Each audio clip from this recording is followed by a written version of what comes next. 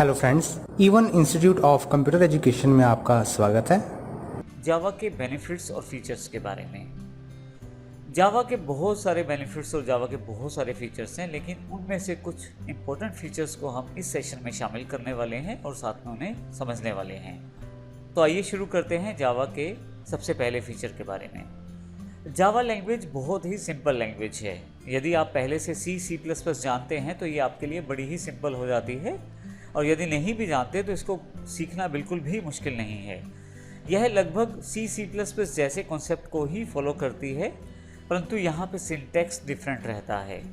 लेकिन जावा के एक सबसे बड़ा फीचर, पोर्टेबल फीचर, ही इसको C और C++ जैसी लैंग्वेजेस से अलग बनाता है। इसके अतिरिक्त दूसरा सबसे इम्पोर्टेंट फीचर है जावा का पोर्टेबल और प्लेटफॉर्म इंडिपेंडेंट होना। जावा की सबसे बड़ी विशेषता, उसकी दो विशेषताएं हैं, एक जावा वर्चुअल मशीन होना और एक बाइट कोड को तैयार करना।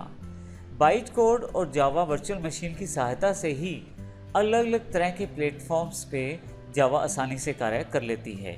यहाँ प्लेटफॉर्म से मेरा मतलब अलग अलग तरह के कंप्यूटर हार्डवेयर से है, अलग अलग कंप्यूटर सॉफ्टवेयर रिक्वायरमेंट से है। जैसे सपोज करें आप माइक्रोसॉफ्ट विंडोज़ को अलग अलग तरह के कंप्यूटर हार्डवेयर स्ट्रक्चर पे इंस्टॉल कर सकते हैं। जैसे विंडोज़ को हम इंटेल कंप्यूटर्स पे इंस्टॉल कर सकते हैं, विंडोज़ को हम AMD कंप्यूटर्स पे इंस्टॉल कर सकते हैं। उसके अतिरिक्त हमारे पास विंडोज़ 32 और 64 बिट वर्जन्स में भी अवेलेबल रहती है, और इस तरह से हमारे पास लाइनक्स, मैक, इस तरह के काफ़ी सारे ऑपरेटिंग सिस्टम रहते हैं।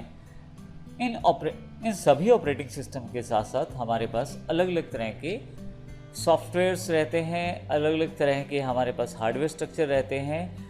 लेकिन इन सभी प्लेटफॉर्म्स पे जावा एक तरह से ही परफॉर्म करती है, और इसका सबसे बड़ा कारण जावा वर्चुअल मशीन है, जो सभी तरह के ऑपरेटिंग सिस्टम्स और सभी तरह के प्लेटफॉर्म्स पे एक ही तरह का आउटपुट प्रोड्यूस करती है और एक ही तरह से कोड को रन करती है। जावा का तीसरा सबसे बड़ा फीचर उसका ऑब्जेक्ट ओरिएंटेड होना है।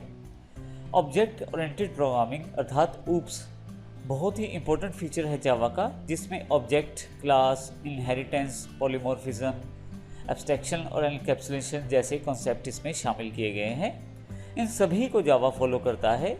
ऑब्जेक्ट ओरिएंटेशन के बारे में हम देखेंगे फ्यूचर्स के सेशंस में, और इसको एडवांस लेवल तक ऑब्जेक्ट ओरिएंटेशन की पूरी जानकारी हम आने वाले सेशंस में लेंगे। यहाँ केवल ब्रीफ के रूप में आपको बता रहा हूँ कि जावा जो है वो OOPS के कॉन्सेप्ट को फॉलो करती है और पूरी तरह से उसे इम्प्लीमेंट भी करती है। अगला फीचर हमारे पास जावा का सिक्योर होना है। जावा का सबसे बड़ा फीचर उसकी जावा वर्चुअल मशीन है, अर्थात JVM, जो एक सैंडबॉक्स अर्थात एक वर्चुअल बॉक्स में कार्य करती है। जावा में C++ की तरह पॉइंटर नहीं होते, अर्थात डायरेक्ट मेमोरी इंटरेक्शन जावा की नहीं रहती। जावा अपने प्रोग्राम्स को एक वर्चुअल सैंडबॉक्स, वर्चुअल मशीन या एक सॉफ्टवेयर, जिसको हम जावा वर्चुअल मशीन कह रहे हैं, एग्जैक्टली वो एक पीस ऑफ सॉफ्टवेयर है जो आपके कंप्यूटर में रहता है।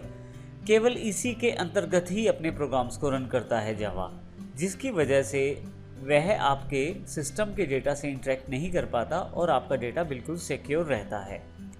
इसी कारण से जावा साइंटिफिक और एक्सपेरिमेंटल प्रोजेक्ट्स के लिए बहुत ज़्यादा प्रयोग किया जाता है। जावा का एक सबसे बड़ा फीचर उसका रोबस्ट होना भी है। जावा के काफ़ी सारे फीचर जैसे memory management, automatic garbage collection, exceptional handling और टाइप चेकिंग मैकेनिज्म, ये सभी जावा को रोबस्ट बनाते हैं, ताकतवर बनाते हैं। जावा में सबसे बड़ा फीचर उसका ऑटोमेटिक गार्बेज कलेक्शन है। यदि किसी कारण से C++ के वेरिएबल्स को आप मेमोरी असाइन करते हैं तो उनसे वो मेमोरी फ्री भी करवाना पड़ता है, जबकि जावा में ऐसा नहीं है। जावा में ऑटोमेटिक गार्बेज कलेक्शन रहता है, जिसकी वजह से जो मेमोरी को अगर फ्री करवाना है तो वह प्रोग्रामर की जिम्मेवारी नहीं, ये जावा ऑटोमेटिकली ही कर देता है। इसी तरह से जावा का सबसे बड़ा फीचर, जैसे हम पहले भी डिफाइन कर चुके हैं, प्लेटफॉर्म डिपेंडेंट है, प्लेटफॉर्म इंडिपेंडेंट है। यहाँ पे आर्किटेक्चर इंडिपेंडेंसी भी जावा का एक बड़ा फीचर है।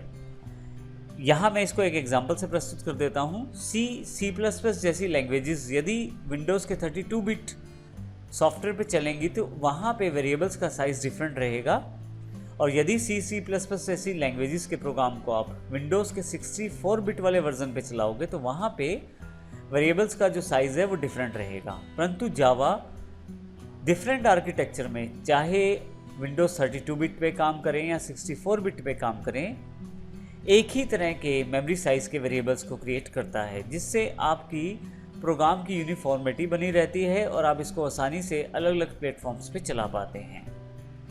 जावा की एक बड़ी feature integrated with high performance भी है। जावा जो है बाइट कोड्स को प्रोड्यूस करता है, जबकि C++ जो है वो नेटिव कोड को प्रोड्यूस करते हैं। C++ के native code direct memory, direct machine instructions रहती हैं, जबकि जावा के जो बाइट कोड्स हैं वो वर्चुअल मशीन के द्वारा होते हुए हार्डवेयर इंटरेक्शन करते हैं। तो सबसे बड़ा फीचर ये रहता है कि जावा जो बाइट कोड प्रोड्यूस करता है वो प्लेटफॉर्म इंडिपेंडेंट रहते हैं, मशीन इंडिपेंडेंट रहते हैं, वो भी उन सभी फीचर्स के साथ जैसे हमने पहले भी डिस्कस किया, सिक्योरिटी और ऑटोमेटिक गार्बेज कलेक्शन के फीचर्स के साथ। इस कारण से जावा जो है वो इंटरप्रेटेड लैंग्वेज और हाई परफॉर्मेंस लैंग्वेज रहती है। जावा का एक फीचर मल्टी थ्रेडेड भी है। मल्टी थ्रेड असल में एक से ज़्यादा प्रोग्राम्स को एक साथ चलाने से है। थ्रेड्स जो हैं आपके एक से अधिक काम आसानी से करवा सकते हैं आप जावा के द्वारा। जैसे सपोज करें आप डाउनलोड करना चाहते हैं नेट से कुछ और साथ में कुछ टाइप भी करना चाहते हैं, तो जावा इस तरह के एप्लीकेशंस को डेवलप करना भी बड़ा आसान रहता है मल्टी थ्रेडेड टेक्नोलॉजीज़ के द्वारा।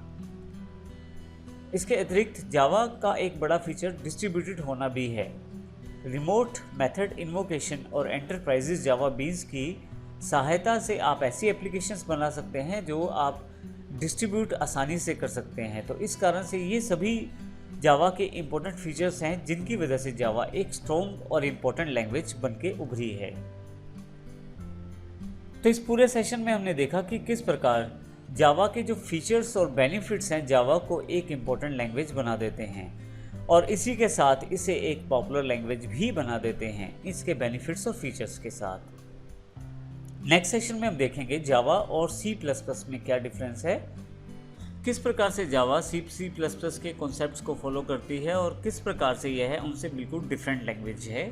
ये सारी जानकारी हम अगले सेशन में लेंगे। धन्यवाद।